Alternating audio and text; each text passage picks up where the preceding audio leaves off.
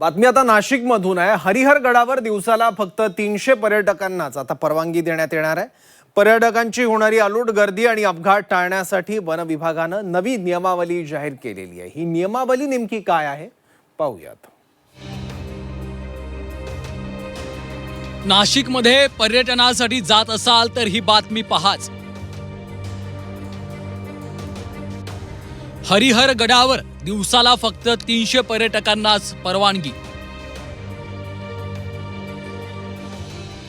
अलोट गर्दी अपघात टाळण्यासाठी वन विभागाची नवी नियमावली।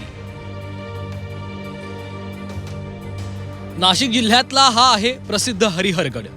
या गडावर ट्रेक करायला संपूर्ण राज्यातून ट्रेकर्स येतात। श्रावण पर्यटनात गडावरची वाढती गर्दी पाहता सुरक्षेच्या कारणास्तव वन विभागानं नवीन कठोर नियमावली केली आहे। आता प्रत्येक दिवशी फक्त 300 पर्यटकांनाच प्राधान्यानं गडावर सोडण्यात येणार आहे। इतकंच नाही तर दुपारी 2 वाजेनंतर कुणालाही हरिहर गडावर प्रवेश दिला जाणार नाही। गडावर 20 पेक्षा जास्त लोकांचा मोठा ग्रुप येत असल्यास त्यांनी 9423952395 या क्रमांकावर किमान 72 तास आधी नोंदणी करणं बंधनकारक करण्यात आलंय। 13 तारखेपर्यंत सर्व पर्यटन स्थळं हे बंद ठेवलेले होते आणि त्यानंतर इतर पर्यटन स्थळं आता चालू केलेले आहे। परंतु आपले जे प्रामुख्याने हरिहरगड म्हणून आहे तिथं पर्यटकांची जर एकाच वेळी गर्दी झाली तर अपघात होण्याची शक्यता असते। त्या दृष्टीने आम्ही 300 पर्यटकांना दिवसभरात अलाउड करतोय आणि दुपारी 3 वाजेनंतर पर्यटकांना आपण अलाउड करत नाही। नाशिक जिल्ह्यातील पर्यटन स्थळांवर होणारी पर्यटकांची अलोट गर्दी आणि अपघात टाळण्यासाठी वन विभागानं कडक पावलं उचलली आहेत।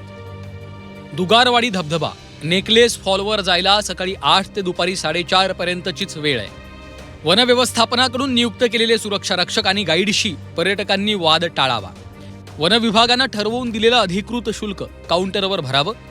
नियम न पाळल्यास कडक दंडात्मक कारवाई केली जाईल।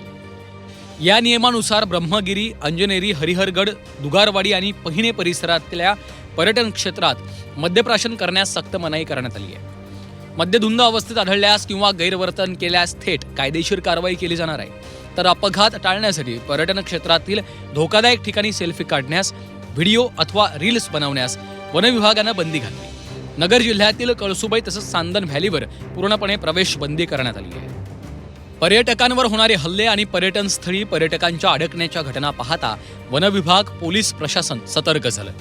इगतपुरीतील भावली धरणावर तरुणीची छेड आणि कारवर लटकत कुटुंबावर हल्ला केल्याचा प्रकार घडला होता। त्यानंतर आता अशा ठिकाणांवरून पोलीस आणि वन विभाग सतर्क झालेला आहे। योगेश खरे, झी 24 तास, नाशिक।